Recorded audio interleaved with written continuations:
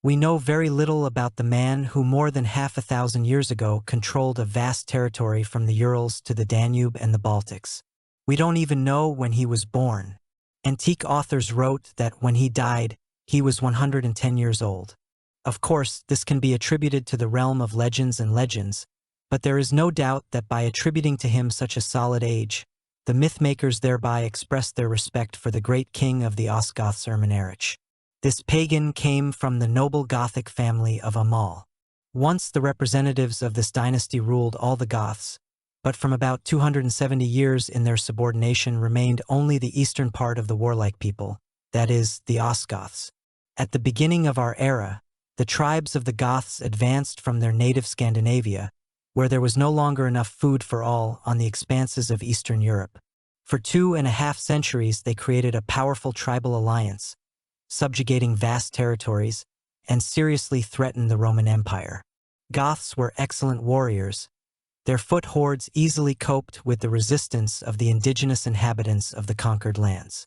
By the 330th year, the Ostgoths had reached such power that Rome asked the then Gothic leader Geberich to conclude a treaty of alliance with the empire. He agreed and, as proof of his peacefulness, defeated the barbarian tribes of the Vandals and Sarmatians who threatened the Roman borders. Abaricus died, and he had no children, and therefore the new leader of the Ostgoths became his distant relative Ermanarich, son of Aegiulf. He was destined to rule for a quarter of a century, and it was at this time that the Ostgoths achieved the greatest power.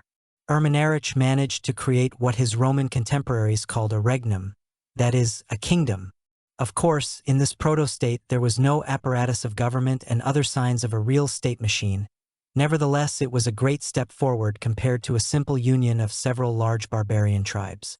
The Roman historian Ammianus Marcellinus, who lived during the heyday of the Gothic power, wrote about the warlike King Ermanarich, who was feared by neighboring peoples because of his many and varied military exploits. Another historian, Jordan, 200 years later mentioned that many ancient authors compared him to Alexander the Great. The reason for such comparisons was primarily the size of the territory that Ermanarich conquered or controlled. Roman historians cited a list of defeated peoples that took up several lines. Modern scientists managed to identify not all of these peoples, but some of them could be identified. It is unlikely that the Goths could fully control such a vast territory. Most likely they controlled trade routes along the main rivers Chusovaya, Kama, Volga, Don, and Dnieper. Already it allowed the kingdom of Ermanarich to receive huge benefit from all trades of the surrounding peoples. Jordan mentions the cruel war that Ermanarich waged with the tribe of Urals, who lived in the Meotian swamps. Urals is one of the ancient Germanic tribes, which migrated to the southeast and settled in the Azov region. The war, which lasted several years, ended with a battle in which many Urals died. The survivors were enslaved by the Ostgoths. Then Ermanarich defeated the Slavic tribes of Ontes, Venets, and Sklavens, after which he moved to the Baltic, where he conquered the Estonians. According to Jordan, he ruled over all the tribes of Scythia and Germany as if they were his property. It is not known exactly how many years it took Ermanarich to conquer almost all of Eastern Europe. In any case, the Goths could not hold these lands for long. At the moment when their kingdom reached its peak, a new formidable force came from the east, the Huns. This horde of nomads, originating, according to some scientists, somewhere in Mongolia, has passed, destroying everything and everyone many thousands of kilometers. Tens of thousands of horsemen who appeared on the borders of the lands controlled by the Ostgoths frightened even the most experienced warriors. Jordan wrote, "The tribe of Huns, the most terrible of all by its savagery, became enraged at the Goths. When the Goths saw this warlike race, the pursuer of many tribes, they were frightened and began to reason with their king how to get away from such an enemy. Ermanarich, the king of the Goths, although he was the victor of many tribes, but thought about it with the arrival of the Huns. Apparently, the Goths tried to stop the wild riders from the east, but were defeated. The Hunnish horde was steadily approaching the banks of the Dnieper, where something like the capital of the king of the Goths was located. It was impossible to stop them. Panic began among the Goths, to which Ermanarich succumbed. As Marcellinus wrote, he put an end to the fear of great dangers by voluntary death. Ermanarich's son Gunamund organized a lavish trizna for his suicidal father and buried him on the high bank of the Dnieper.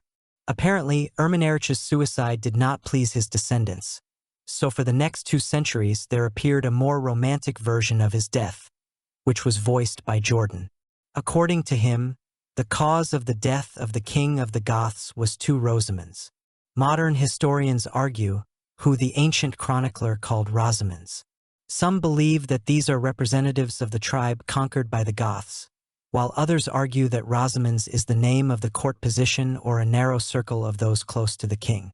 Be that as it may, the 2 Rosamund brothers Sar and Ammius took revenge on Ermanarich for his sister Sunilda. The king punished this woman who had deserted her husband by ordering her to be tied to 4 horses, which tore the unfortunate woman's body apart. The brothers of the executed Sunilda attacked Ermanarich and inflicted a deep wound in his side. He suffered from it for several months and died just as the Huns invaded the eastern borders of his country. It was the death of the famous warrior king, according to Jordan, that prevented the wild nomads from giving the Huns a decent fight. After the death of the leader, some of the Ostgoths continued to resist the Huns and were destroyed by them. Most of the recent subjects of Ermanarich submitted to the aliens from the east and joined their horde.